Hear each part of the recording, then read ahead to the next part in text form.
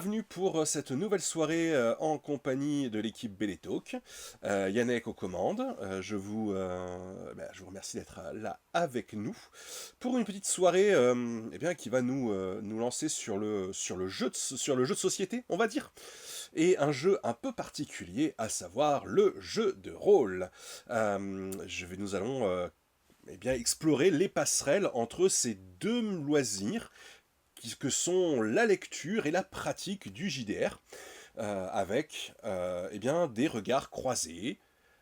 Quels sont les artistes qui sont passés de l'un à l'autre? Quelles sont les bandes dessinées inspirées de jeux de rôle? Quelles sont les bandes dessinées adaptées de jeux de rôle? Vous allez voir, on va passer à travers cette heure et demie ensemble tout un tas de catégories pour pouvoir voir quels sont les liens entre ces deux médias. Alors, peut-être d'abord, pour commencer, parler de jeux de rôle déjà, hein, parce que la bande dessinée, a priori, si vous êtes avec nous ce soir, vous savez sans doute ce que c'est. Par contre, le jeu de rôle, peut-être que vous êtes moins familier. Bonjour Eleusis, sois la bienvenue. Donc comme je disais, le jeu de rôle, peut-être que vous ne connaissez pas. Je pense pas que fan de BD ait pratiqué. Calumis, tu me diras si tu as pratiqué. Eleusis, je sais qu'elle à pratiquer, puisque nous avons joué ensemble euh, avec Eleusis par le passé. C'est même ce qui a fait que nous nous sommes rencontrés, c'est la pratique du jeu de rôle selon un format un petit peu différent. Peut-être qu'avant de faire une définition, j'y pense, mais je vais vous dire... Voilà, alors, Calumis dit qu'elle est meneuse de jeu sur Donjons et Dragons. Très bien. Eh bien, écoute, parfait, parfait. Une joueuse de plus, c'est très bien. Une MJ en plus, c'est parfait. Donc, de quoi est-ce que nous n'allons pas parler ce soir? Ça va permettre de délimiter un peu ce que moi je considère comme le jeu de rôle, en tout cas dans son acceptation la plus restrictive. Je ne parlerai pas de jeux vidéo. Donc, avec Eleusis, nous ne parlerons pas aujourd'hui des royaumes renaissants et des multiples roleplays que nous avons pu réaliser il y a de cela, maintenant presque 19 ans, ma chère Eleusis, ça nous rajeunit. On n'est pas loin de ça, en fait, ouais, exactement, peut-être même plus pour toi encore. Mais donc, la pratique de jeux de rôle par jeu vidéo, que ce soit par forum, ou par tout simplement jeu PC ou console. Je n'en parlerai pas ce soir, on ne parlera pas de Baldur's Gate, on ne parlera pas de Final Fantasy. On va laisser ça de côté. On ne parlera pas non plus d'un genre particulier lié au manga et lié pour moi comment ça s'appelle, liés aux jeux vidéo, que sont les isekai. Les isekai, c'est une branche du manga qui consiste à proposer une intrigue relativement similaire, à savoir l'incarnation d'une personne à travers un avatar, un personnage de jeu vidéo, un personnage d'univers de fantasy, voilà, euh, comment dire, comme si on incarnait réellement le personnage. Je buguais parce que Eleusis dit qu'elle a pas de son. Calumis, a priori, m'a entendu. Et c'est pour ça que Eleusis, tu ne réponds pas à mes interpellations. Alors, un petit message pour Eleusis. Alors, on va préciser tout de suite.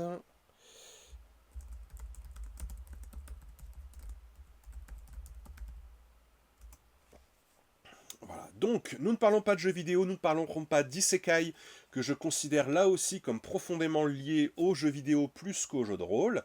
Qu'est-ce que je vais laisser de côté? Bah déjà, c'est suffisant, je crois que... alors, nous ne parlerons pas de livres dont vous êtes le héros, qui sont une forme de jeu de rôle, mais dont j'avais pu parler sur la première émission solo, que je vous invite à regarder le cas échéant sur YouTube, à savoir l'émission qui était consacrée au BDaste Gorobei et à son travail sur le jeu de société Solstice. On avait aussi parlé de BD dont vous êtes le héros, mais là, ici, ce soir, je n'en parlerai pas. Je vais laisser ça de côté. Donc, Dit autrement, je vais me consacrer à eh bien, ce qu'on appelle le jeu de rôle papier, le jeu de rôle issu des livres, issu de Donjons et Dragons, puisque Kalumi s'en parlait tout à l'heure en disant qu'elle était meneuse. Oui, s'il y a une référence originelle, s'il y a un jeu de rôle fondamental, c'est Donjons et Dragons de Gary Gygax et Dave Hanson, produit aux États-Unis à la fin des années 60. Si on veut chipoter, on pourrait dire que il y a un jeu de rôle qui a été inventé juste avant, à savoir toujours par Gary Gygax, qui s'appelle Chainmail, Code de maille en français, qui était une adaptation de règles de wargame, de premières règles donc de jeux de société dans lequel on jouait et on simulait des batailles entre armées. Gary Gygax développe le projet Chainmail, qui est un prototype de jeu de rôle et qui va permettre ensuite, grâce à des navettes entre les deux créateurs, Dave Hanson et lui, eh bien, de développer ce que sera Donjons et Dragons. Et qu'est-ce qu'on va retenir pour faire du jeu de rôle? C'est quoi le jeu de rôle, moi, à mon sens? C'est donc un loisir commun qui se réalise à plusieurs, au moins à deux joueurs, avec un joueur qui va être le maître de jeu, à savoir qui va contrôler les règles, qui va être le garant du respect de ces règles, qui va contrôler le périmètre de l'univers et le bon déroulé des actions des personnages ainsi que l'interprétation des personnages qu'on qualifie de non-joueurs. Grâce en face de lui, ou avec lui, il a des personnages joueurs, des PJ, qui vont incarner un rôle. Ils ont une fiche de personnage une fiche de personnage et ils vont ainsi proposer des actions en réaction aux descriptions faites par le maître de jeu. Kalumi se dit qu'il y a des solo RPG aussi sous forme de journaux d'aventure et que c'est un genre qui est très créatif. Alors c'est vrai, hein, c'est vrai en soi, mais j'avoue que donc, tu as raison en soi, mais je laisse de côté, c'est vrai, le jeu de rôle solo parce que pour moi, je donne la priorité à une dimension collective dans le jeu de rôle. C'est-à-dire que jouer tout seul de son côté, je trouve que c'est moins intéressant. Voilà, voilà. Salut Yomicha, sois la bienvenue parmi nous ce soir. Donc, le jeu de rôle, l'idée c'est qu'on va être dans une forme de théâtre d'improvisation autour d'une table avec des règles, des contraintes que les joueurs vont devoir respecter. Ça s'appelle interpréter un personnage, ça s'appelle respecter des règles du jeu. Pour déterminer comment les règles sont respectées, on va utiliser, hop, je me penche sur le côté, on va utiliser, eh bien, tout simplement un système de dés. Là, ici, j'ai un dé, je vous le montre à l'écran, voilà, j'ai un dé à 10 faces qui va permettre de déterminer si une action est réussite ou pas. Un maître de jeu va fixer un niveau de difficulté à une action, et le score qui va être fait par les dés va déterminer s'il est dépassé, si l'action est réussie ou si c'est un échec, voire si c'est une réussite critique ou un échec critique, à savoir une réussite brillante ou un échec lamentable. Il y a plein de dés. Le dé original du jeu de rôle, c'est bien entendu le dé 20. Le dé à 20 faces. Dans le petit teaser que j'ai mis en ligne ce soir, je donne son nom. Est-ce que vous êtes capable dans le chat de me redonner le nom scientifique, enfin, le nom grec sans doute, du dé à 20 faces? Savez-vous comment il s'appelle? Et je vous donne un indice si vous n'aviez pas vu la vidéo. Le dé à 6 faces, le bon vieux dé classique, s'appelle l'hexaèdre. Alors, on va voir, est-ce que c'est quelque chose qui vous parle? Est-ce que quelqu'un a cette information sur ce dé à 20 faces? Est-ce que j'en ai un sous la main? Je regarde mes petites réserves de dés. Alors, qu'est-ce que j'ai là? Oui, je dois avoir un dé à 20 faces. Je vois que j'ai un gros sachet de dés. J'ai plein de sachets de dés chez moi, comme tout bon rôliste. Mais finalement, assez peu de dés 20. Parce que j'ai très peu joué très peu joué en D20. Alors, je vois que personne ne répond, que personne ne m'a écouté ce soir dans mon petit... Voici un D20, un dé à 20 faces, donc numéroté de 1 à 20. Et donc, c'est un dé qu'on appelle icosaèdre. Pour les 20 faces. 12 faces, on est à dodécaèdre. 10 faces, icosaèdre, voilà, 10 FIFA une BD. 10 faces décaèdre, voilà, et 6 faces hexaèdre. Voilà, ça c'est le petit détail. Voilà. Quand on parle jeu de rôle, eh bien, chacun va avoir son jeu de rôle préféré. Moi, j'ai commencé avec Warhammer, le jeu de fantasy, au début des années 2000, en 2001, dans mon souvenir. Mais le grand jeu, moi, qui m'a marqué, je vous ai pris la version, je vous montre la version rapidement initiale. On est où? Ici.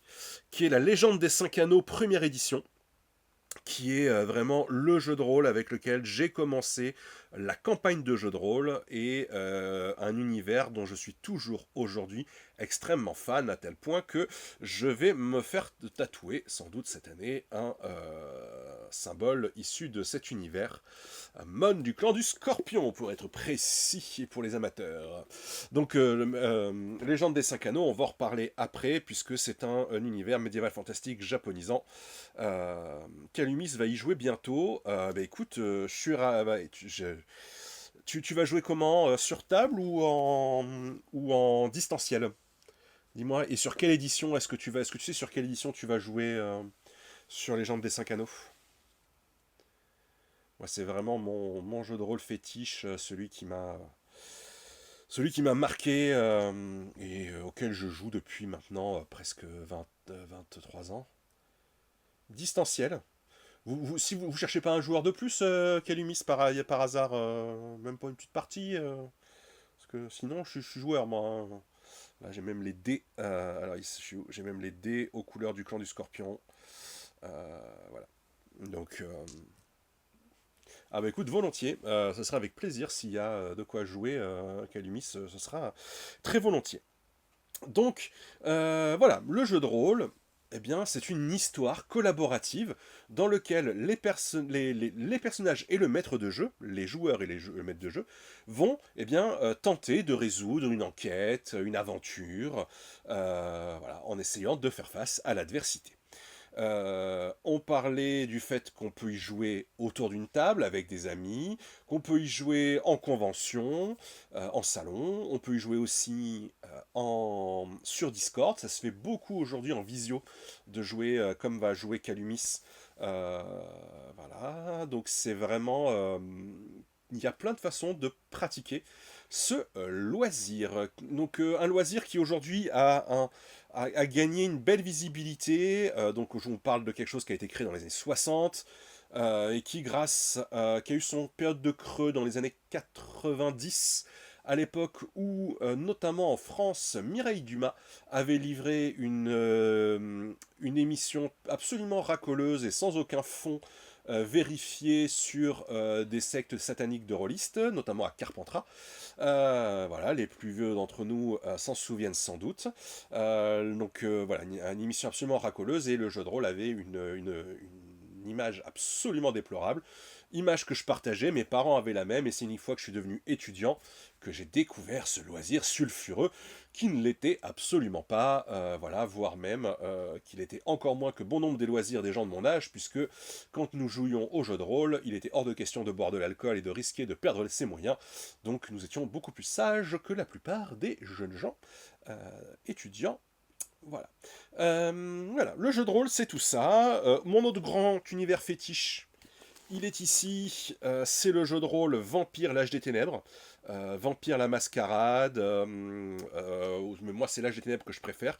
Donc un jeu gothique fantastique dans lequel on interprète des vampires ici au Moyen-Âge. C'est vraiment, j'ai fait de très longues campagnes aussi sur Vampire avec L5R. Ce sont les deux jeux qui m'ont le plus marqué. Bon, mais maintenant qu'on a parlé JDR, on va peut-être parler de bande dessinée. Qu'est-ce que vous en pensez? Là, je vous ai blablaté sur ce genre-là, mais voilà. Mais qu'elle lui dit qu'elle n'a pas encore joué, mais qu'elle a entendu beaucoup de bien. Vampire, c'est un jeu d'ambiance, c'est un jeu à la fois politique et qui peut être assez bourrin. Donc c'est très riche du moment qu'on a un bon MJ pour le découvrir. Alors, parlons bande dessinée. Puisqu'on va parler bande dessinée, on va revenir donc aux bases de Donjons et Dragons à travers deux livres que je vais vous présenter tout de suite, deux albums. Le premier, par ordre de publication. Il est publié chez Glénat. Hop, hop, je vous le mets bien comme il faut dans là, ici. Ça s'appelle L'éveil du maître du donjon de David Kushner et Coren Shadmi. Donc on est sur un titre anglo-saxon, américain, et on va être sur tout simplement la biographie de Gary Gygax, le co-créateur de Donjons et Dragons. On va être vraiment centré sur ce personnage-là, sur cette figure emblématique de l'histoire du jeu de rôle. Et donc, on a une œuvre qui est en noir et blanc. Je vous montre quelques extraits là à l'écran. Avec un dessin, sobre, efficace, qui n'est pas très clivant, qui ne cherche pas à l'être d'ailleurs, voilà, qui permet de montrer de manière aussi pertinente, j'ai envie de dire, le quotidien des acteurs du monde du jeu de rôle que des scènes un peu plus des scènes de fantasy. D'où vient le jeu de rôle? Donc ce titre-là nous en parle, L'éveil du maître du donjon. Je l'aime bien, je l'ai relu pour la soirée, c'est pas le plus efficace. À la place, moi je préfère vous mettre en avant un titre, alors, qui sort ce mois-ci. Attendez, je vérifie la date de sortie dans mes notes. Alors, viens voir là.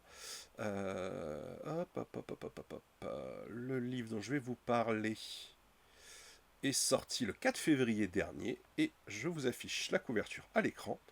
Ça se passe aux humanoïdes associés et ça s'appelle Histoire de la bande dessinée, le jeu de rôle. Vous avez peut-être lu d'ores et déjà des titres aux humanoïdes associés tels que l'histoire de l'ASF en bande dessinée, l'histoire du polar en bande dessinée. On était sur des créations françaises. Ici, avec l'histoire du jeu de rôle en bande dessinée, on est sur une traduction, une adaptation du jeu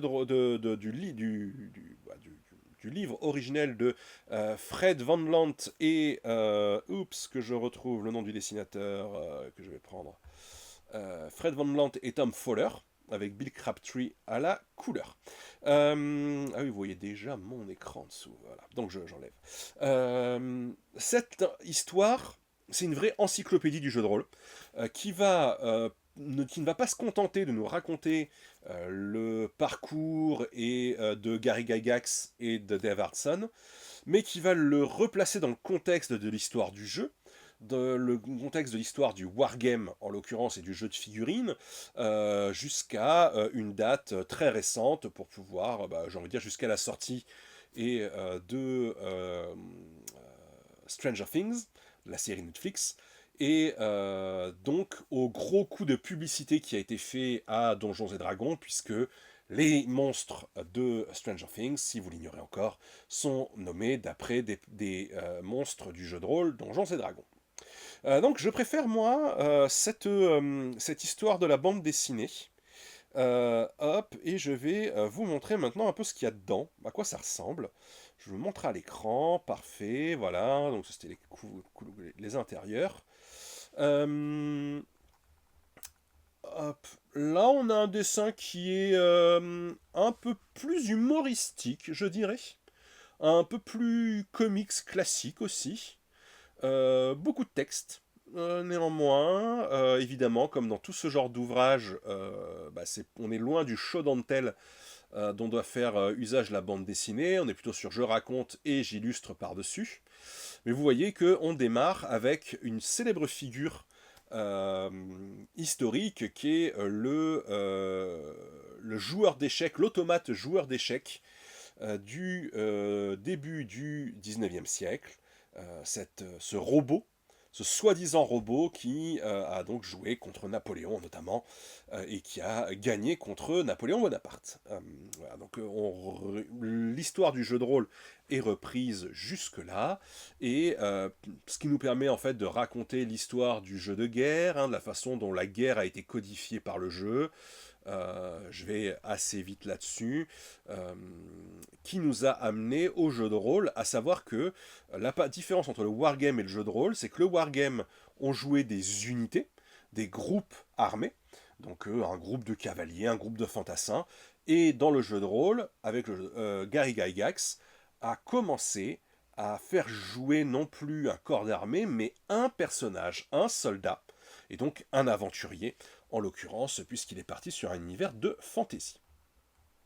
Voilà, donc ce livre qui vient juste de sortir est extrêmement intéressant. Pour toutes celles et ceux qui veulent connaître un petit peu tous les détails de la création du jeu de rôle et de son développement. J'ai un problème, moi, un reproche à faire à l'éditeur des Humanoïdes Associés, c'est que, qui a choisi de traduire ce bouquin, c'est que pour le coup, le jeu de rôle, ici, est purement américain. Et ça, eh bien, c'est une réalité qui n'est que partielle. Aujourd'hui, on va parler très peu de manga. Alors, je vais effacer, je vais enlever ce visuel. Mais aujourd'hui, on va parler très peu de manga parce qu'il y a une réalité. Le jeu de rôle papier, le jeu de rôle qu'on joue autour d'une table, c'est surtout pratiqué euh, en Occident, donc créé aux États-Unis, autour de thématiques occidentales, les guerres napoléoniennes, le Moyen Âge, mais le Moyen Âge occidental. La guerre de sécession, pardon, j'ai oublié aussi. La bataille de Gettysburg étant un des points centraux du wargame. Mais au Japon, ce type de loisir s'est finalement assez peu développé. Et par contre, c'est beaucoup plus incarné dans les jeux vidéo. Ce qui fait qu'en refusant de parler d'isekai ce soir, bah, j'exclus une grande partie de la production japonaise. J'en ai conscience, mais je tenais à cadrer un petit peu plus mon sujet. Donc, un jeu, une pratique, comme je disais, très très européenne et américaine. Et néanmoins, pour moi qui ai fait notamment animer plusieurs conventions à Rennes avant le Covid, j'ai constaté, et je constate encore régulièrement, une créativité incroyable dans la sphère du jeu de rôle en France. C'est vraiment quelque chose de très très riche, de foisonnant. Il y a tout un tas d'univers qui sont créés, et je trouve que ce livre, je vous remets la couverture quand même en illustration avec moi, ce livre, l'histoire du jeu de rôle en bande dessinée, voilà, me semble un peu limité par rapport eh bien, à tout ce que l'Occident a pu produire en termes de jeu de rôle. Voilà. Ça, c'est vraiment son défaut. Par contre, j'ai fait la comparaison sur le fond avec L'éveil du maître du donjon, le livre sur Gary Gygax. Les informations sont relativement cohérentes entre elles, donc on est a priori sur quand même deux livres avec des angles différents, mais une profondeur et une pertinence tout à fait acceptable. Donc là-dessus, pas de souci. Si vous voulez découvrir le jeu de rôle à travers donc son histoire, vous avez donc ce double choix chez Glénat pour l'éveil du maître du donjon, aux Humanoïdes Associés pour l'histoire du jeu de rôle en bande dessinée. Alors, savez-vous néanmoins, pour celles et ceux qui nous écoutent en live sur Twitch, savez-vous quelle bande dessinée française est issue d'une campagne de Donjons et Dragons? Car il y a une campagne, un scénariste qui a choisi de convertir les multiples scénarios qu'il a pu jouer avec les personnages qui étaient avec lui en une histoire de bande dessinée. Calumis, as-tu la référence? Fifan de BD ne l'a pas.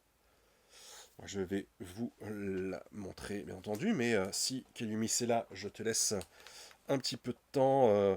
Alors, Donjon. Oh, un peu trop facile, presque ça. Mais on va prendre quelque chose de plus ancien. Mais non, enfin, ceci dit, Trondheim n'était pas sur une campagne n'était pas une campagne de Donjons et Dragons, mais évidemment que Donjons Zénith fait référence, bien entendu, à l'univers de Donjons et Dragons. Alors, révélation.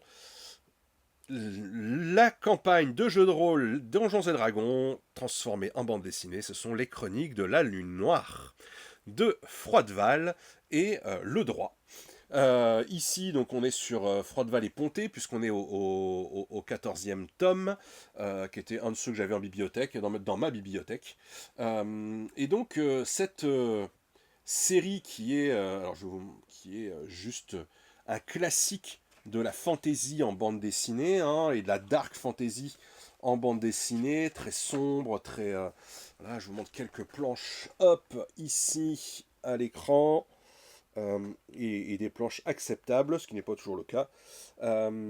C'est donc des planches qui sont sublimes, même au début ou au tout début de Le Droit, hein, on est sur ses premières bandes dessinées, on est sur un univers dantesque. Tiens, allez, je vous montre un petit peu, je vous claque la rétine un petit peu, mesdames. Voilà, avec du mal bodybuildé, voilà, et des planches qui écrasent tout. Donc, on est... alors, quelle est la date de sortie? Hop, je vais avoir un petit doute. Je revérifie dans mes sources. Donc, la date de sortie de Chronique de la Lune Noire. Alors, Nous sommes en 1989. Donc, le jeu Donjons et Dragons est sorti dans les années 70. On est donc assez loin de la création du jeu de rôle. Mais voilà, le temps aussi pour Froideval d'en faire un scénario. Donc, si je reprends globalement l'histoire des Chroniques de la Lune Noire, on a un héros, Wismeril, qui va lutter contre des divinités et se faire des alliés de différentes catégories, des soldats, des paladins, des voleurs, pour pouvoir, devenir un être suprême dans le monde dans lequel il évolue. Voilà, en très très gros, très très résumé. On est à plus de 14 tomes, parce que je crois que là, moi, le 14 tomes, il y a marqué dernier tome de la série, mais dans mon souvenir, oui, bah oui, oui, oui. Fin de la série mythique était-il écrit, mais en réalité, il y a 23 tomes, le dernier étant sorti en octobre dernier, avec Froideval toujours au scénario, Jeanne A. Debat et Fabrice Anglerot au dessin. On est vraiment sur une saga qui a connu beaucoup d'auteurs, beaucoup de dessinateurs surtout, donc il manque un petit peu de constance au fil du temps, mais qui reste malgré tout une référence, un classique. Moi j'ai envie de vous dire que déjà si vous lisez jusqu'au tome 14, vous avez un premier cycle cohérent. En tout cas, vous avez une première découverte de cet univers complètement barré. Alors, hyper masculin, hyper testostéroné. Ce n'est pas pour rien qu'Olivier Ledroit vient de faire polémique avec une illustration d'une succube, notamment tirée des Chroniques de la Lune Noire, pour illustrer l'affiche voilà, au moment où je parle de polémique patriarcale, Malo Alice arrive. Voilà, je crois que il y a des mots comme ça qui la font arriver. Donc je disais Olivier Ledroit, c'est de la bombe à gros seins et avec des tenues le plus petites possible. On pourrait, ceci dit, lui noter que, comme je vous l'ai montré tout à l'heure en image, on a aussi une hypersexualisation des hommes Pour le coup, là-dessus, Olivier Ledroit ne fait pas de nuances. Fifan de BD et Yomicha sont d'accord que 14 tomes, ouais, pas forcément.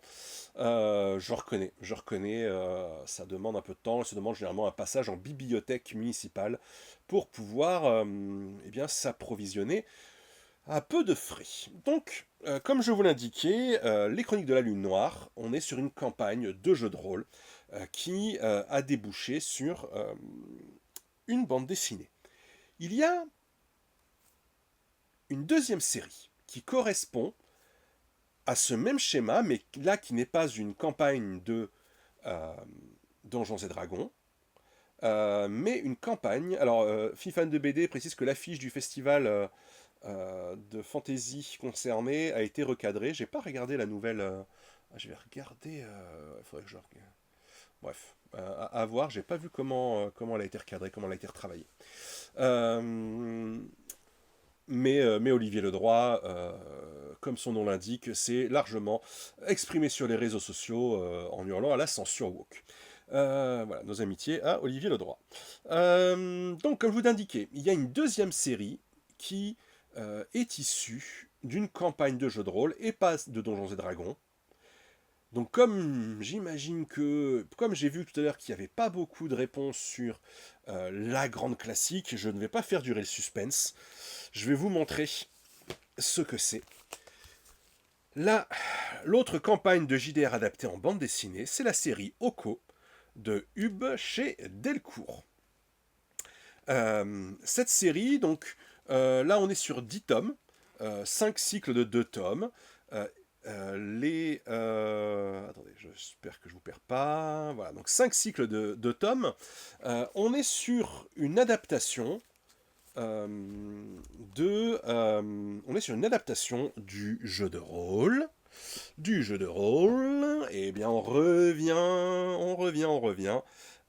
au livre des 5 anneaux. Hub, Humbert de son prénom, était un joueur et un maître de jeu au livre des 5 anneaux. Et il a donc, bah, il s'est donc appuyé sur ce qu'il avait pu jouer avec ses joueurs pour créer les personnages d'Oko et l'univers de Pajan qui est le monde dans lequel la série évolue.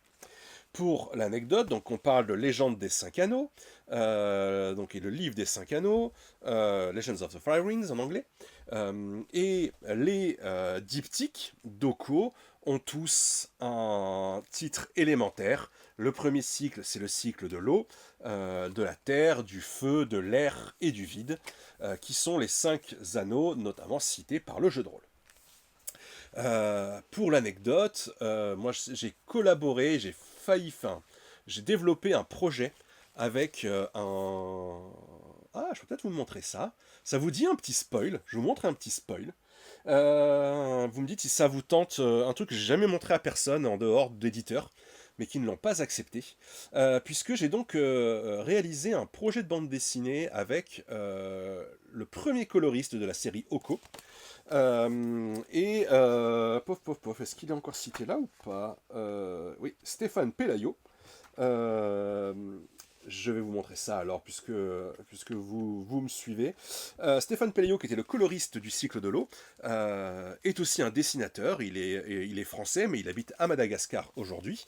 Et donc, il était un des premiers joueurs un des joueurs de Humbert sur cette campagne, et c'est même un des personnages principaux du cycle de la Terre. Voilà. Et donc, allez, je vais vous montrer un petit quelque chose. Pof. Alors, le temps d'aller chercher dans mon document. Donc, pendant que je cherche, je vais quand même causer de Doko. Moi, c'est vraiment une série culte, évidemment, puisque je suis un immense fan du Seigneur des Anneaux, que j'aime le Japon médiéval, que j'aime le Japon médiéval fantastique. On cherche, là, ici, Hub ne cherche pas à être dans une réalité historique. Bien entendu, absolument pas. On est sur de l'heroic fantasy à la sauce japonaise et pas sur autre chose. Où sont mes scénarios de bande dessinée? Pourquoi est-ce que je retrouve pas? Je suis teubé ou bien? Alors, ce qui est une réponse acceptable? Oui, est une réponse acceptable, mais non, c'est peut-être que j'ai rangé ailleurs. Alors, suivi organisation, peut-être, non. Je fouille dans mes dossiers. Eh ben non, donc ça veut dire que c'est... Ah, mais c'est ça d'improviser, de faire des propositions improvisées. Alors, ouvrons le dossier ici, dans mes archives. Donc non, c'est pas ça. Oh là là là là. Alors, Malo Alice écrit les quatre peuples vivent en harmonie, mais tout changea lorsque la nation du feu passa à l'attaque. Qu'est-ce donc c'est le... Ah, laisse-moi deviner. Avatar peut-être aussi en termes de... Avatar The Last Airbender, maybe. Peut-être ça quand tu nous parles, Malo. Alors, dans mes archives, est-ce que c'est là que j'ai rangé? Et oui, ne faisant plus de scénarisation en ce moment, voilà, j'ai changé, alors, non, non, non, non, non, des liens et des chemins. Alors, euh, hop, hop, hop, qu'est-ce que j'ai comme image à vous montrer?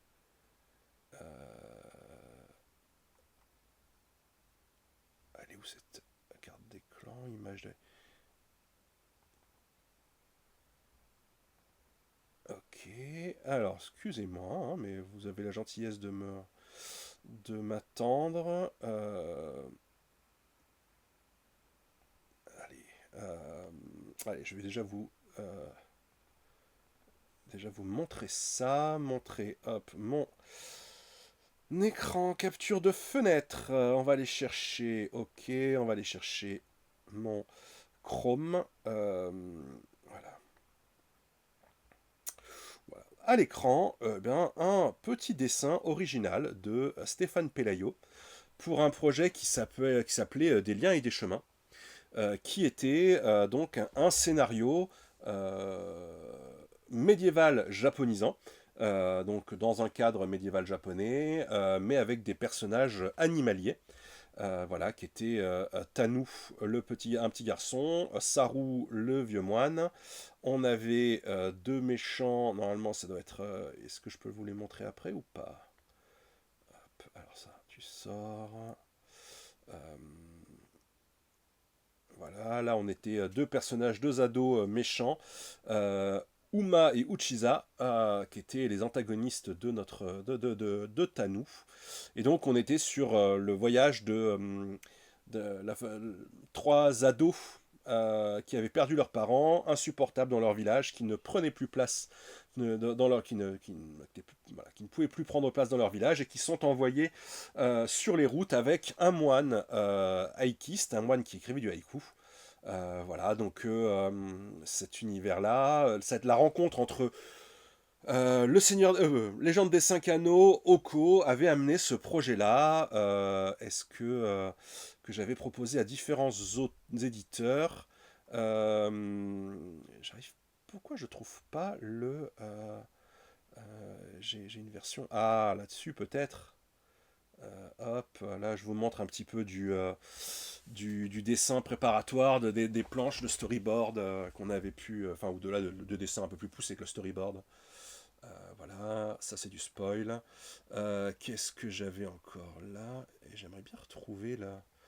Non, ça c'était du Bolet Brouillon, mais je sais pas du tout ce que j'ai fait de, euh, de ce dessin. Alors il est où? Oh, ça m'agace de ne pas retrouver le dessin que je voulais vous montrer. Couverture dossier, des liens en chemin. Allez, je vous montre, ce sera la dernière. Normalement, oui, voilà. Ça, c'était une des illustrations avant qu'on retravaille. Vous voyez que le personnage de Tanou, au premier plan, donc le deuxième personnage à gauche, enfin à gauche de l'image, ne ressemble plus du tout à ce qu'il était aujourd'hui. Voilà, mais c'était la toute première illustration qui avait été faite.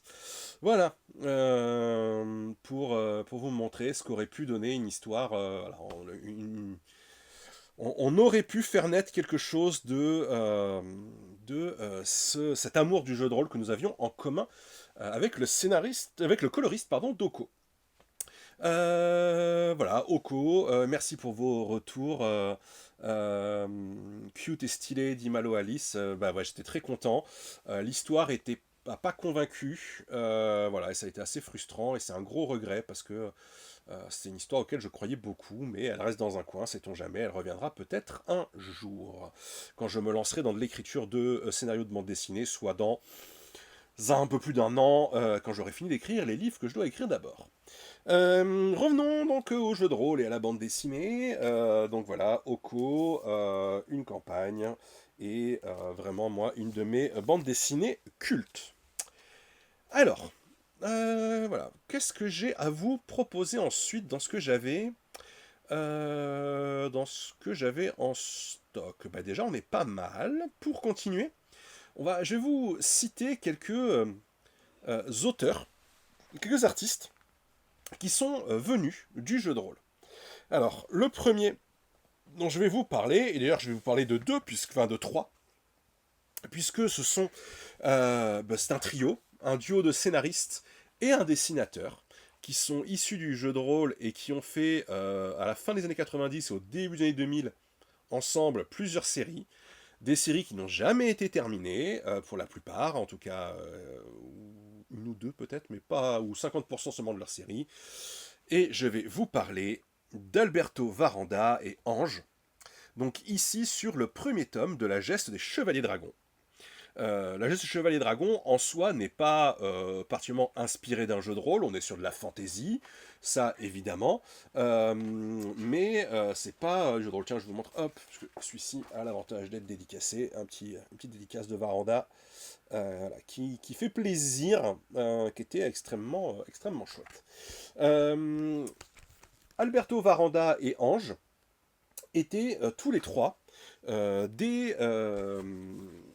à la manœuvre sur un jeu de rôle qui s'appelle INSMV, In Nomine Satanis Magna Veritas. Voilà, qui dit comme ça fait particulièrement cliché, et donnerait plutôt raison à comment elle s'appelle, Mireille Dumas, à savoir que les rôlistes seraient des satanistes invétérés. Ce n'est pas le cas du tout. In Nomine Satanis Magna Veritas, c'est en effet un jeu dans lequel on interprète soit des anges, soit des démons, qui se font la guerre les uns entre eux sur Terre. C'est un jeu de rôle parodique, extrêmement drôle, dans lequel on va pouvoir faire beaucoup de bêtises, que l'on soit dans le camp des anges ou dans le camp des démons. C'est juste que nous n'aurons pas les mêmes justifications pour faire ces bêtises-là. Et donc, Ange, qu'on connaît, qui a une carrière, Anne et Gérard Guéraud, travaillaient déjà sur la licence donc INSMV en tant que scénariste. Alberto Varanda produisait lui aussi des dessins pour cette gamme, et ils ont sorti, leur travail a été repéré par les éditeurs. Ils ont sorti Naïade chez Vent d'Ouest, et ensuite je ne retrouve plus le nom. Alors voyons voir Mr. Varanda pour reprendre alors sa carrière à Alberto. Reflet d'écume, pardon, pas Naïade. Naïade, c'était le titre du tome 1 de Reflet d'écume chez Vent d'Ouest, et Bloodline chez Soleil. Deux séries qui, à mon sens, sont tout à fait dispensables aujourd'hui, qui n'auront pas marqué les esprits particulièrement. Ensuite, ils ont La Geste des Chevaliers Dragons, dont Alberto Varanda dessine seulement le premier tome. Alors, le reste de sa carrière aura laissé entendre que de toute façon, il n'arrivait pas à faire plus qu'un tome d'affilée. Et je le dis avec beaucoup d'amour, parce que Alberto a été l'auteur du Faire-part de naissance de mon fils. Donc, vous vous imaginez à quel point que j'apprécie beaucoup l'homme et l'artiste. Mais dans les faits, il n'était pas fait pour la bande dessinée. Et donc, La Geste, il dessine le tome 1. La série a duré plus de 20 tomes, 25 tomes, et continue d'ailleurs de faire vivre ses dessinateurs des années après. J'en discutais avec Stéphane Petro, je crois, des dessinateurs du tome 3, je crois, qui continue de toucher les droits d'auteur aujourd'hui grâce à la geste des Chevaliers Dragons. Ensuite, ils feront ensemble la série qui s'appelle Paradis perdu, un tome aussi pour Alberto Varanda, c'est Philippe Xavier qui finira la série. Là, on retrouve le côté ange très lié au pseudo des scénaristes et à leur jeu de rôle de départ. Voilà. Mais ils viennent bien, en effet, de cet univers du jeu de rôle. Ce n'est pas pour rien qu'ils ont démarré aussi, enfin, qu'ils se sont lancés aussi sur une saga de fantasy avec un univers à faire connaître, hein, puisque la geste des Chevaliers Dragons, si vous ne connaissez pas le pitch, chaque tome raconte, chaque tome raconte, pardon, voilà. L'histoire de chevalières issues de l'ordre la geste des chevaliers dragons, des vierges de bataille, en somme, qui sont les seuls à pouvoir être invisibles et insensibles à l'influence négative des dragons qui pervertissent tout quand ils s'installent dans une région. Et donc chaque tome raconte une histoire, une aventure et est dessiné par un artiste différent. Voilà, au fil d'une vingtaine d'albums. Donc ça, la geste des Chevaliers Dragons, voilà, c'est 3 auteurs venus du jeu de rôle. Philippe Fan de BD disait, et j'imagine disait, c'était bien Petit Pierrot, et pas c'était Petit Pierre, Petit Pierrot, oui oui tout à fait, qui fut la tapisserie de la chambre de mon fils à sa naissance. Voilà, vous voyez, là il y a une logique. Petit Pierrot d'Alberto Varanda. 3 tomes publiés cette fois-ci, et un blog absolument fantastique.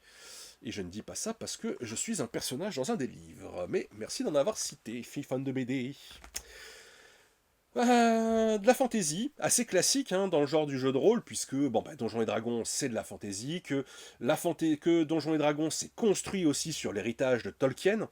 Je ne l'ai pas précisé au départ, mais évidemment que tout vient de Tolkien, à tel point que d'ailleurs, au départ, Gary Gygax dans Donjons et Dragons décrit un peuple qui s'appelle les Hobbits, et dont il va devoir changer le nom en Halfling, pour pouvoir, parce que les ayants droit de Tolkien ont quand même fini par lui dire que ça se voyait un peu trop qu'il avait pompé sur l'œuvre du maître. Après tout, des elfes, qu'est-ce qu'on avait dans... Voilà, il y avait plein de points communs. Il y a plein de points communs. Alors, une fois que je vous ai parlé de Varanda, ah oui, un scénariste, cette fois-ci, qui est issu de manière assez peu surprenante, et qui est issu du jeu de rôle, c'est Julien Blondel. Et je vous ai sélectionné ici, je me recule un peu, une édition spéciale du tome 5 de la série Elric. Ce qui est doublement en lien avec le jeu de rôle, puisque Elric, si vous l'ignorez, c'est une saga de fantasy écrite par Michael Moorcock. D'ailleurs, c'est même une partie d'une saga de fantasy en roman. Et Julien Blondel a été, hop, que je retrouve mes petites notes sur le monsieur. Julien Blondel est en fait, lui, issu du monde du jeu de rôle. Il a écrit pour des jeux aussi divers et variés et récents ou plus anciens que Shan, Polaris ou Nephilim. Et voilà, différents jeux. Polaris, c'est des jeux très différents. Il y a de la fantasy, il y a de la SF. Et donc, il a adapté en bande dessinée le Elric de Moorcock. Et avec ici Jean-Luc Cano et Valentin Séché au dessin. Ce qu'il faut savoir, c'est que Moorcock, l'œuvre d'Elric, a été adaptée elle aussi en jeu de rôle. Et je vais évidemment pas retrouver le nom tout de suite. Alors, Elric, jeu de rôle. Oh, quel scandale! Quel scandale s'il y a des jeux de rôle, s'il y a des rôlistes ici. Ben oui, c'est le jeu de rôle Stormbringer ou Hawkmoon, qui sont deux univers de Moorcock, qui ont été adaptés en jeu de rôle à leur tour. Donc c'est très drôle de voir à quel point ces univers de fantasy issus de la littérature d'abord, sont venus euh, infuser des médias très différents. Ici, le jeu de rôle et la bande dessinée, on les retrouve.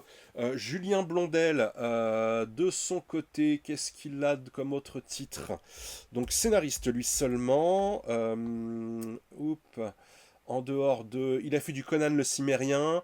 Il a fait, dans les choses les plus récentes, du Dark Soul. Donc qui est aussi un jeu de rôle euh, jeu vidéo.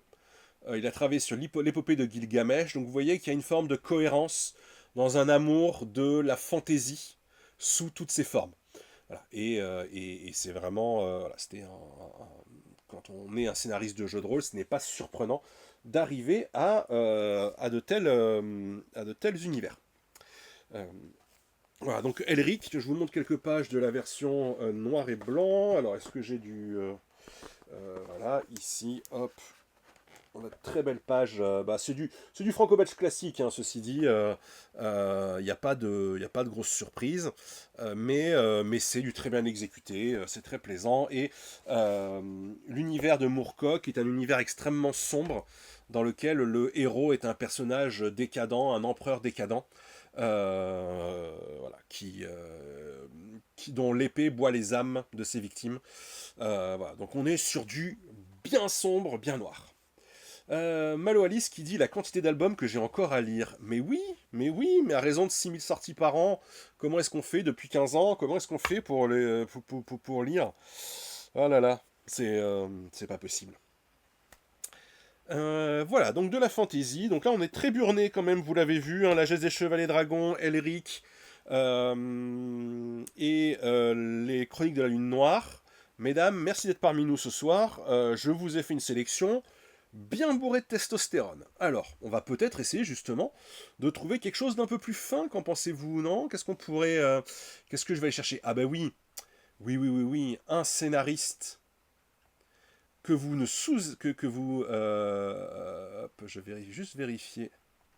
Calumis dit que c'est parfait. En même temps, là, vous avez des beaux mecs, les gars, les filles. Hein, je vous ai mis du beau mec. Un scénariste, une bande dessinée qui est écrite, coécrite par un scénariste de jeu de rôle. Ce sont les 4 de Baker Street. La bande dessinée écrite par Jean-Blaise Dian et par Olivier Legrand. C'est donc les 4 de Baker Street, qui est donc une réinterprétation, une adaptation, pardon, de Sherlock Holmes à travers les francs-tireurs de Baker Street, une série jeunesse, une série brillante, superbement dessinée. Je n'arrivais plus à retrouver mon exemplaire des 4 de Baker Street, ça me met... voilà, je ne le retrouvais pas, ça m'a mis bien les nerfs. Je ne sais pas du tout ce que j'en ai fait. J'aurais voulu vous le montrer. Ça, voilà, enfin, fan de BD connaît un des livres dont je parle. Ben oui, il fallait quand même qu'on y arrive. Hein, Et donc, Olivier Legrand, il a cette particularité de ne pas juste être un scénariste, mais il a été rédacteur en chef du magazine français qui s'appelle Casus Belli, qui est le magazine de référence du jeu de rôle en France.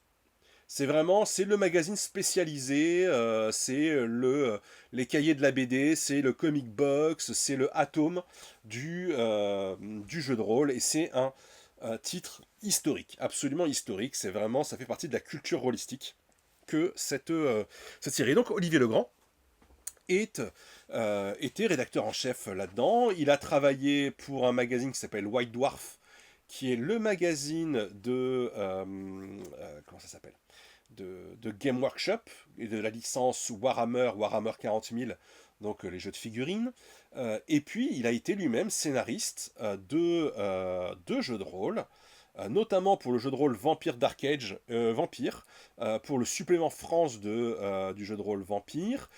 Il a fait aussi plusieurs jeux de rôle amateurs qui n'ont pas été commercialisés.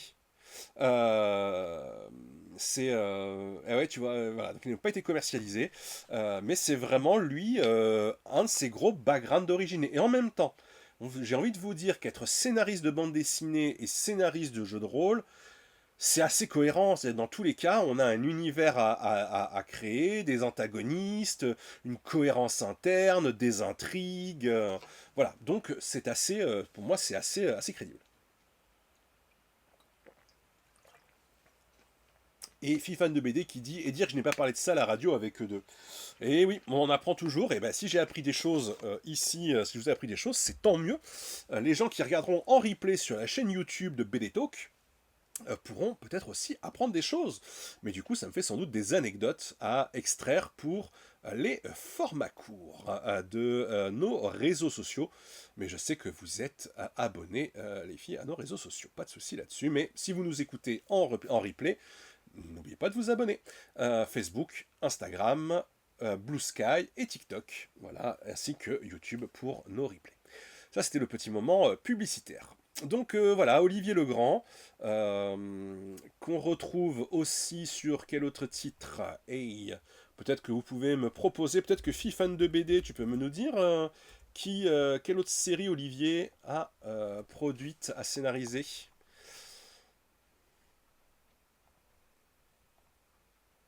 Alors, il en a fait plein. Hein.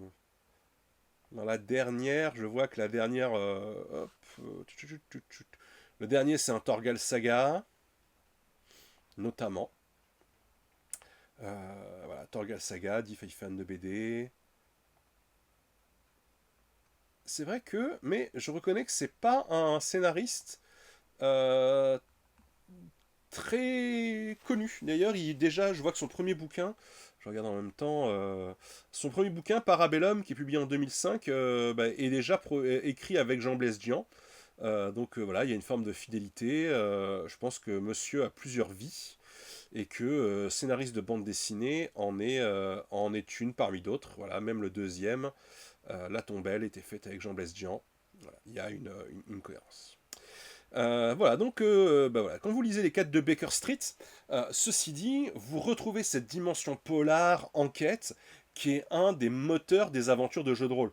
Quand on fait du jeu de rôle, trouver qui est le coupable, jouer les Cluedo, c'est un grand classique. Et évidemment que les enquêtes à la Sherlock Holmes ont été largement développées sous ce média-là.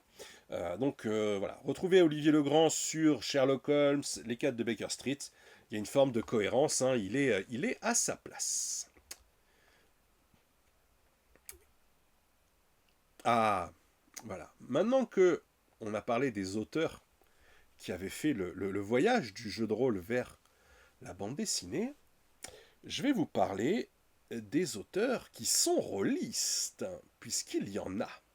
Il y en a qui ont fait savoir qu'ils étaient rôlistes. Alors, la plus connue, sans doute, et la plus évidente maintenant, c'est Pénélope Bagieux, puisque elle participe régulièrement à des séances qu'on appelle d'actual play, donc de parties de jeux de rôle filmées et diffusées sur YouTube.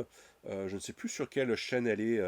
Peut-être qu'Alumis, tu as peut-être la ref, toi, parce que je crois qu'elle doit être sur du Donjons et Dragons.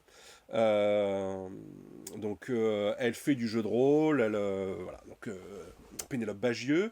La Bonne Auberge, dit Kélumis. Merci, c'est la chaîne YouTube La Bonne Auberge.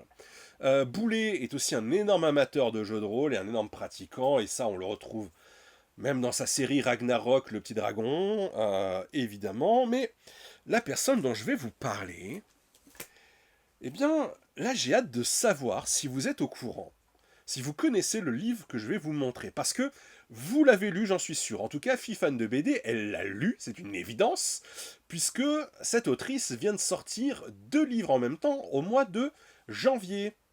Alors, à votre avis, qui est cette autrice rôliste et qui fait un livre qui, en plus, a pour thème le jeu de rôle?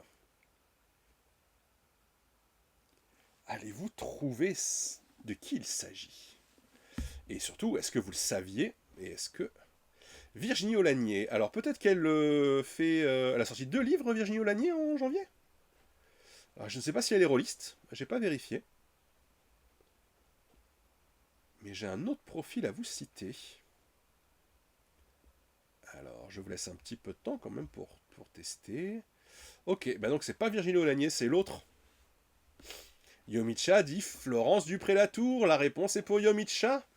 et je vous présente, hop là, de ce côté-là, Sigish, le maître du jeu J.E. Un livre qui a été publié à l'origine, alors en première publication, que je ne me trompe pas, déjà première publication sur Internet, sur le blog de Florence Dupré-Latour, puis il me semble qu'il y a eu, je sais plus, chez quel éditeur, et ça a été réédité. En quelle année? Je regarde, mais je regarde la... en quelle année? Bah, évidemment, je trouve plus. Chez Rue de Sèvres, chez Label 619, qui... donc chez Label 619, voilà, donc l'album a été édité là-bas. Yomicha qui dit que tu ne l'as pas encore pris en bibli. Eh bien écoute, il est à Antipode, hein, tu reconnais le petit stickers en haut de l'album. Voilà, donc il y a la bibliothèque Antipode, si jamais ça t'intéresse, je vais pas tarder à le ramener. Euh, alors, donc déjà, Florence Dupré-Latour. D'accord qu'aujourd'hui, on la connaît vraiment pour son œuvre autobiographique, Jumelles, Pucelle, là on avait, alors pas en autobiographique, il y a Les Moribonds chez Casterman en janvier, et je vais évidemment plus retrouver le titre de... celui de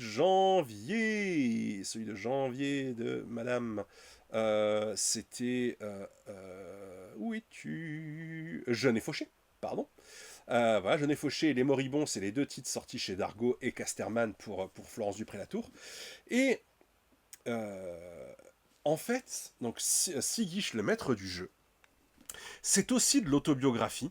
On est beaucoup plus sur un dessin blog. On est quand même, bah, de toute façon, ça a été publié sous ce format, hein, donc c'est assez cohérent. On est sur cette époque, l'époque de Boulet, l'époque de Pénélope Bagieux. On est sur les années 2006-2007, quand le web 2.0 se développe. Et moi, je connaissais Sigish avant, mais je savais pas que c'était, enfin, j'avais pas fait gaffe que c'était Florence Dupré-Latour. Et là, en le relisant, je l'ai emprunté pour pouvoir vous le présenter. En le lisant pour vraiment avec attention, je fais bah oui. Et en fait, il y a déjà tout. Il y a déjà tout Dupré-Latour là-dedans. Donc, c'est encore une fois un récit autobiographique. À un moment donné, donc au moment où elle est séparée avec son mari, donc ce qu'on lit dans Jeune et Fauché, quand elle se sépare de son mari, elle va un peu péter les plombs et elle va décider de se tailler, en fait, de jouer au quotidien son personnage de jeu de rôle, le personnage qu'elle avait créé et qui l'a accompagné pendant longtemps, qui s'appelle Sigish, qui est donc un sorcier nécromancien nain, donc un méchant, un mec qui se laisse pas marcher sur les pieds, tout ça, et donc elle va commencer à changer son comportement pour correspondre dans la réalité à la personnalité de Sigish. Au lieu de la jouer autour d'une table, elle va le jouer dans la vraie vie sans costume, hein, mais juste dans la mise en scène. Et elle va raconter tout ça. Elle va raconter aussi comment elle en fait un blog, comment elle le présente aux éditeurs, aux maisons d'édition, comment est-ce qu'elle ment aux maisons d'édition. Voilà, donc elle va être extrêmement cash et transparente avec elle, et extrêmement, et pas forcément positive. Et particularité, elle publie dans la version livre les commentaires laissés sur son blog. Des commentaires pour un certain nombre très insultants, de commentaires de personnes catholiques traditionnalistes, qui viennent dire du mal du jeu de rôle, du satanisme, de machin, tout ça. Ce qu'il faut savoir, c'est qu'un bon nombre des commentaires ont été générés, écrits par Florence Dupré-Latour elle-même sur son blog, à l'époque. C'est-à-dire que d'un côté, elle jouait les méchantes, elle racontait comment elle jouait les méchantes, et de l'autre, elle jouait un autre type de méchante, en venant s'insulter elle-même dans les commentaires, ce qui faisait par ailleurs générer des interactions avec d'autres lecteurs du blog. C'est très drôle. Et d'ailleurs, dans les gens qui commentent, alors très souvent, on ne reconnaît pas les pseudos, mais il y en a un qui s'appelle Terreur G. Si ça, c'est pas terreur graphique, l'auteur de bande dessinée, j'en serais fort surpris. Euh, donc, on est sur cette autobio où on la sent mal dans sa peau. Vraiment pas bien. Bah, aujourd'hui, maintenant, on sait pourquoi. Hein. On sait tout ce qu'elle a vécu. C'est c'est très particulier. C'est sombre.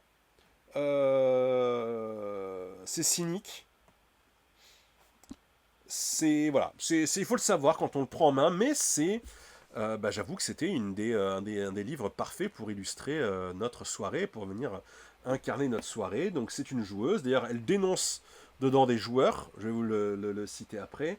Elle se dénonce elle-même, des joueurs de jeux de rôle, voilà, et elle donne à voir, ou elle donne à penser que finalement le pétage de plomb à travers le jeu de rôle est possible.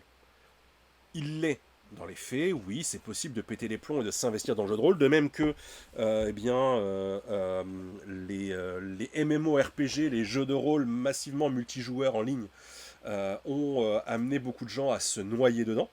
Bien sûr, on peut se perdre dans toute passion, voilà, mais nous, on a pris cher, les rôlistes, on a pris cher entre-temps. Donc, voilà, ça se trouve toujours, donc c'était du 619, et j'essaie de trouver le... Parce qu'il y a une... Les couvertures ont été rabattues,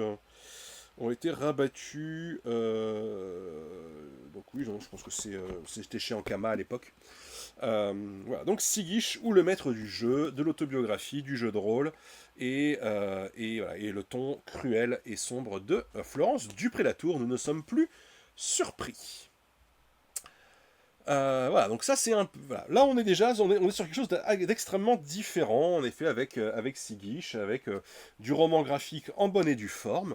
Qui est-ce que Madame Dupré-Latour a dénoncé? Eh bien, elle a dénoncé dans son livre Ludovic de Burme, l'auteur du très remarqué et du très remarquable Epiphania, 3 tomes sortis chez Casterman ces 5 dernières années, qui est décrit comme un rôliste n'assumant plus sa pratique du jeu de rôle, ayant un regard un peu critique là-dessus. Et donc, dans le livre de Florence Dupré-Latour, il se mange évidemment des critiques bien acerbes. Mais voilà,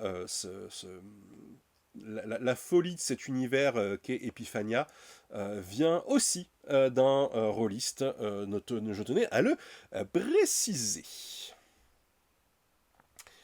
Qu'est-ce que j'ai qu'est-ce que je vais vous montrer aussi? Alors, dans les livres qui traitent de jeux de rôle aussi, qui mettent le jeu de rôle au centre, je vais vous présenter un titre que vous connaissez sans doute peu parce que, en fait, je suis tombé dessus par hasard. Ça s'appelle Le Coup du Maître, c'est une auto-édition. À Sigish, donc Fifan de BD dit que Sigish est sorti en 2024.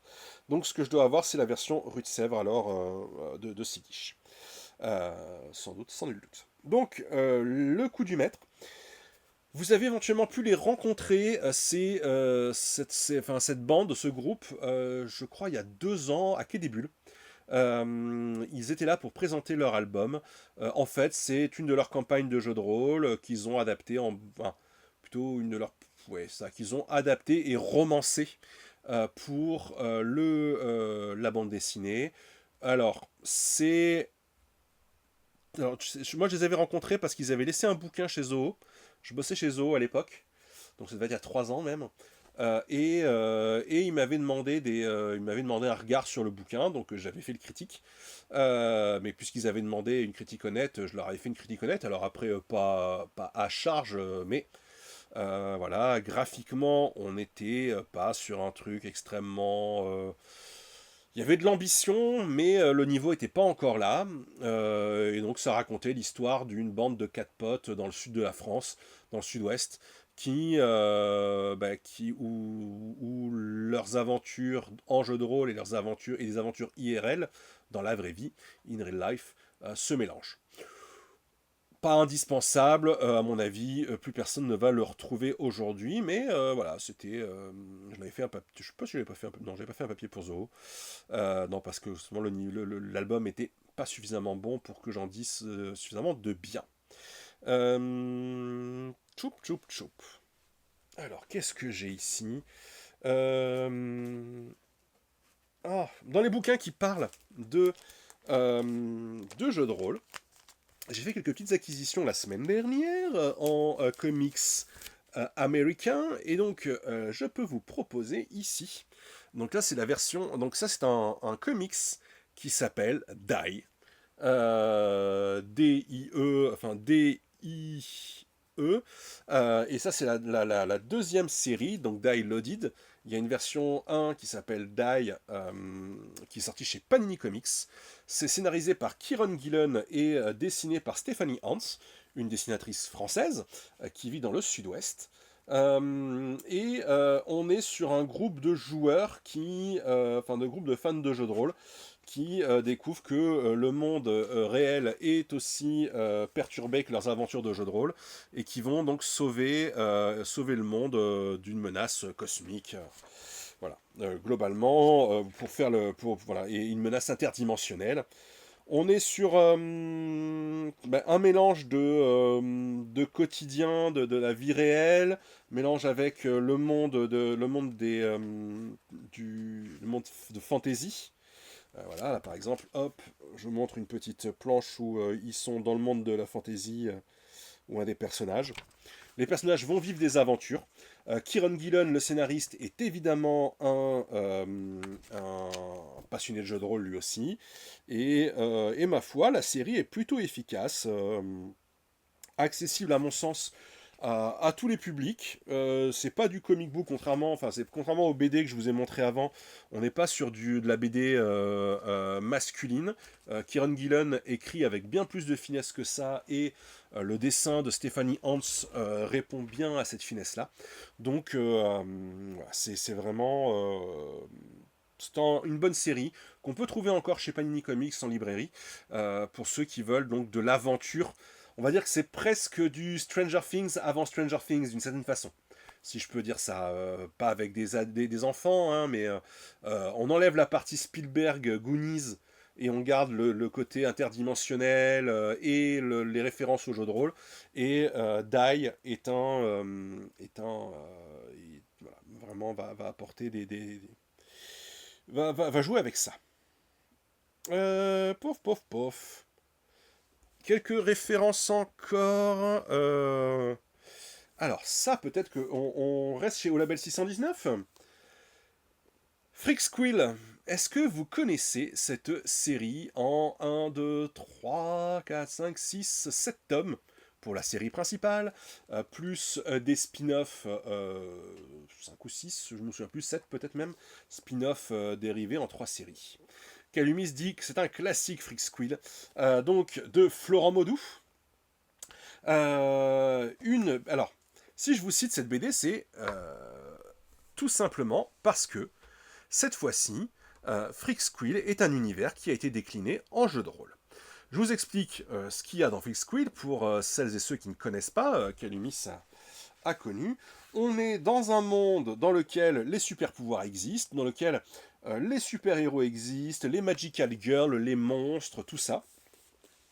Et eh bien, on va suivre des élèves d'une académie, d'une école de super-héros, mais une école de seconde zone. Et on va suivre leurs aventures à la fois en tant que héros ou apprentis héros, et évidemment dans leurs relations de lycéens.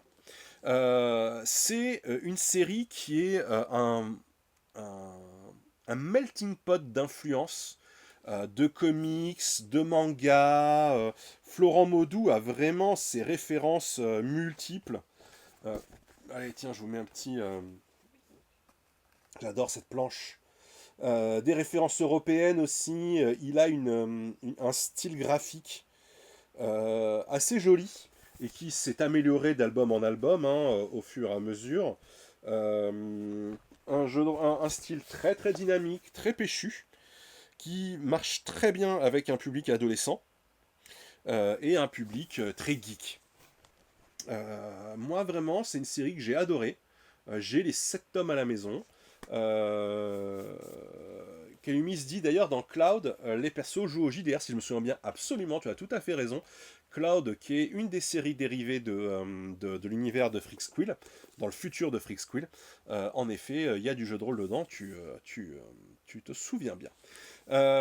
Et donc, les pouvoirs sont extrêmement variés, vraiment, je vous l'ai dit, il y a tous les archétypes euh, possibles et imaginables, des personnages gigantesques. On est, j'ai envie de dire, dans My Hero Academia avant My Hero Academia, avant que ce manga ne soit connu, que ne sorte.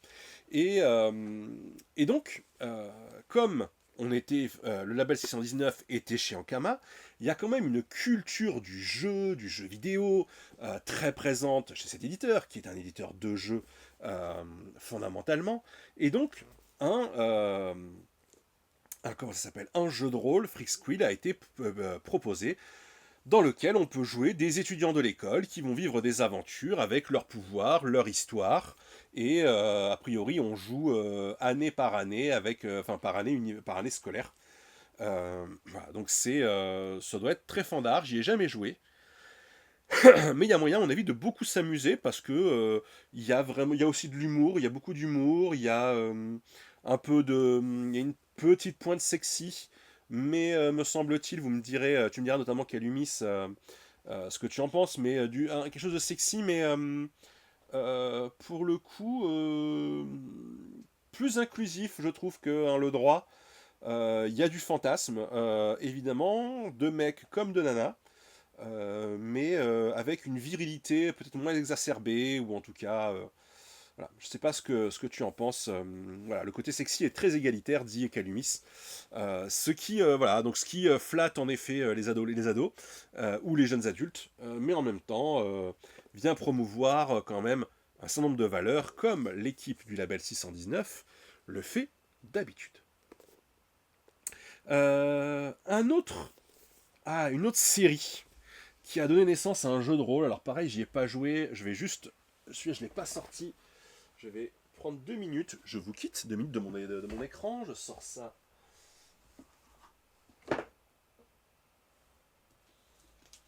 Hop, pour vous montrer une série. Le saviez-vous Le saviez-vous que...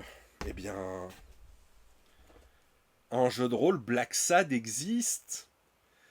Pour pouvoir jouer du polar dans l'univers de Black Sad, eh bien, les éditions Sans Détour, me semble-t-il, les éditions françaises ont créé un jeu de rôle pour surfer sur le succès de Black Sad, qui en même temps est un univers qui est tellement référencé polar, tellement voilà qu'il était un peu obligatoire. Enfin, c'était assez cohérent, assez juste que un jeu de rôle soit créé à ce sujet-là. Alors, je confesse que pour ma part, je n'ai joué à aucun jeu de rôle issu d'une bande dessinée. J'ai pas eu l'occasion. J'ai joué à des jeux de rôle qui sont devenus des bandes dessinées, ça oui. Ce qui va être l'occasion de vous rappeler, de vous remontrer encore. Alors là, quelque chose que personne ne connaît en France. On revient à l'univers Legends of the Five Rings, Légende des Cinq Anneaux, mon univers fétiche, vous l'aurez compris. Et donc, ce qu'il faut savoir, c'est que ce jeu de rôle est à l'origine un jeu de cartes à collectionner. Et que le jeu de cartes faisait évoluer l'histoire et l'histoire du jeu de rôle. Et donc, il y a eu une année, il y a eu une collection de cartes, payante évidemment, hein, et chère, parce que spéciale, limitée, qui a été produite, donc une série qui s'appelle Death at Cotten. Et il se trouve que l'éditeur américain a sorti un comic book tiré du jeu de rôle, et donc tiré des cartes du jeu de la série qui était vendue, quoi.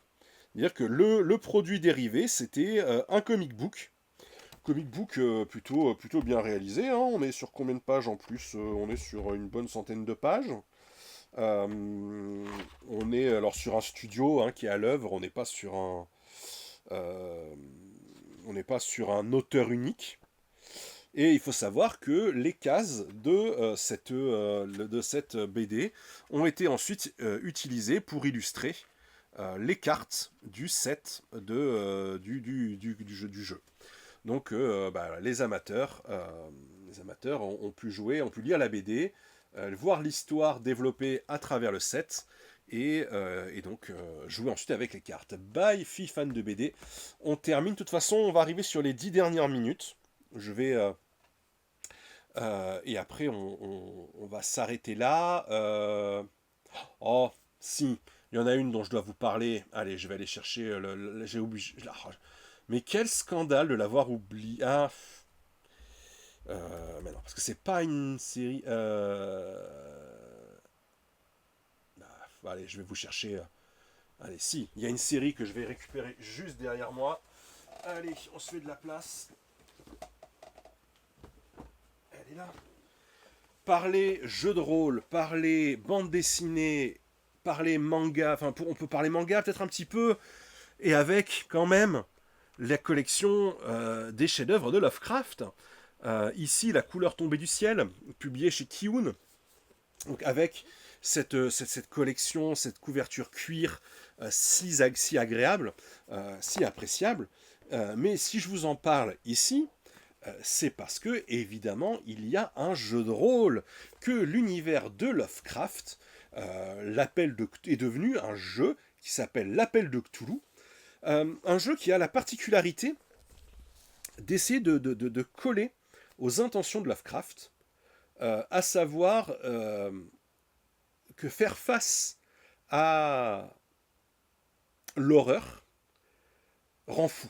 Chez Lovecraft, les héros meurent dévorés, suicidés, tués par des cultes, ou tombent complètement dingues parce que leur cerveau ne peut pas concevoir l'horreur cosmique à laquelle ils font face. Et la particularité du jeu de rôle Appel de Cthulhu, c'est que les personnages, pour la première fois, ont un destin tragique qui les attend à coup sûr. C'est-à-dire que là où, normalement, un jeu de rôle est là pour nous permettre de construire l'évolution d'un personnage sur la durée, de nous faire vivre des aventures dont on est le héros ou l'héroïne, et bien là, dans l'Appel de Cthulhu, les personnages ont beau essayer d'être des héros, ce sont des gens comme vous et moi, et à la fin, face à la monstruosité, bam, ça pète un plomb. Dans le meilleur des cas, voire tout ce qu'on s'est dit. Donc, c'est un jeu de rôle qui a vraiment été très différenciant.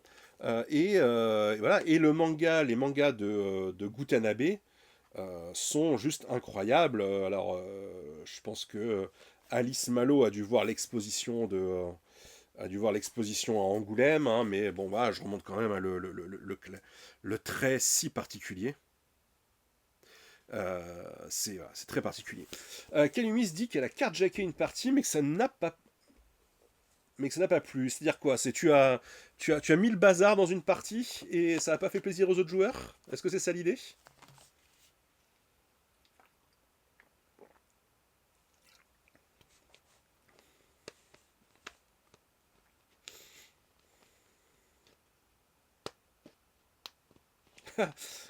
Kalumis dit qu'elle a sauvé les PJ, mais que le MJ n'était pas content. Oh là là, mon dieu, si un MJ Cthulhu ne peut plus tuer ses personnages sereinement.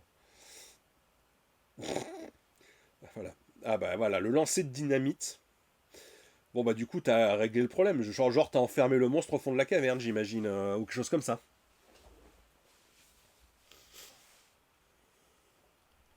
Ça doit être ça. Oui, c'est ça, absolument. Donc, et pour citer, il y a une autre BD de l'appel de Cthulhu qui était publiée. C'est celle de Alberto Breccia, l'auteur argentin, qui est disponible, peut-être encore difficile à trouver à mon avis, puisque publié chez Rackham, et qui est une petite merveille, puisque contrairement à Gutanabe, qui montre clairement l'horreur et qui vraiment la met en scène pour le lecteur. Euh, Alberto Breccia part dans l'idée que notre esprit ne peut pas concevoir ce qu'il est en train de voir, et donc quand un monstre apparaît, quand le monstre apparaît, eh bien en fait, il va passer, il dessine d'une manière très allégorique, de sorte à ce que chacun mette l'image qu'il veut derrière ce monstre de l'appel de Cthulhu. C'est une, si vous pouvez la lire, je vous la recommande. Les mythes de Cthulhu, publié chez Rackham en 2018, d'Alberto Breccia, est vraiment un bijou. Voilà, ça doit faire, c'est pour moi, c'est parmi les meilleures bandes dessinées, et ce sera sans doute la meilleure adaptation de Lovecraft à jamais. Euh, Allez, pour terminer, de quoi je vais parler? Alors, deux BD qui sont devenus des jeux de rôle aussi. J'en finis par deux. Voilà, ça me permettra de parler de la série Elf de Jean-Luc Istin. Quand même, Jean-Luc Istin, qui est un amateur de jeux de rôle lui aussi, un amateur de comics, et la série concept des elfes, des nains, orques et gobelins, mages, et les terres d'Inazuma, les terres d'Ogon, tout ça, blablabla. Tout ça est devenu un jeu de rôle, deux boîtes, notamment une pour les elfes, une pour les nains, des packs de démarrage pour vivre en fait de la fantasy, des aventures de fantasy dans l'univers de cette série de bandes dessinées. Je les ai pas testés, j'aimerais bien pour le plaisir, parce que moi je suis très fan des séries de Jean-Luc Istin dans le monde des terres, dans le monde d'Aquilon. Mais voilà, donc il y a un jeu de rôle qui est tout à fait trouvable aujourd'hui, et sur lequel on peut se faire plaisir. Et je pense que pour découvrir le jeu de rôle avec un univers de fantasy, voilà, je pense que c'est un bon choix aussi. Et mon dernier, ce sera la bande dessinée Noob. Alors, Noob, web série à l'origine, hein, de Fabien Fournier, alors scénarisée et réalisée par Fabien Fournier, et écrite aussi par Anne-Laure Jarnet. C'est devenu une bande dessinée, c'est devenu un jeu de rôle. Le jeu de rôle, il est pour l'instant en version digitale, mais Fabien Fournier est en train a annoncé que si tout se passe bien, en 2027, le jeu de rôle devrait voir une existence physique. Un livre de jeu de rôle Noob devrait exister, de sorte à de pouvoir jouer dans l'univers d'Olydri. Et donc, pour ceux qui l'ignorent, hein, Noob, ce sont des joueurs de MMORPG qui vivent des aventures IRL et in-game. Voilà, des aventures humoristiques. Et la série a été publiée chez Soleil. On a une douzaine de tomes. Elle est dessinée par Philippe Cardona et mise en couleur par Florence Torta, qui sont par ailleurs deux personnages de Noob, Barthémius et Nostaria, entre autres choses. Voilà. Donc c'était pour dire que moi c'est un univers que j'aime beaucoup. Noob, c'est une initiative, c'est une équipe qui m'impressionne toujours. Et voilà, ce que Fabien Fournier a réussi à faire, créer ses propres BD, créer ses propres romans, ses propres light novels, ses propres mangas, en plus de sa propre web série, est assez impressionnant. Il y a un jeu vidéo qui a été produit aussi, et donc un jeu de rôle, un jeu de cartes. Vraiment, tout le nécessaire ludique geek est là, et c'est très plaisant. Moi j'aime beaucoup, je vous recommande Noob, voilà, un jour j'aimerais bien tester le jeu de rôle pour pouvoir voilà, vivre aussi des aventures dans cet univers que je regarde depuis quelques années maintenant. Voilà, et bien écoutez, moi, pour ce soir, je vais m'arrêter là. Une petite heure et demie, on est bien. Est-ce que... j'allais dire justement, est-ce que vous avez des références qui vous parlent, vous? Est-ce que vous connaissez des jeux de rôle qui ont... ou des bandes dessinées liées aux jeux de rôle? Calumis parle du donjon de Naulbuck, que j'aurais pu citer en effet.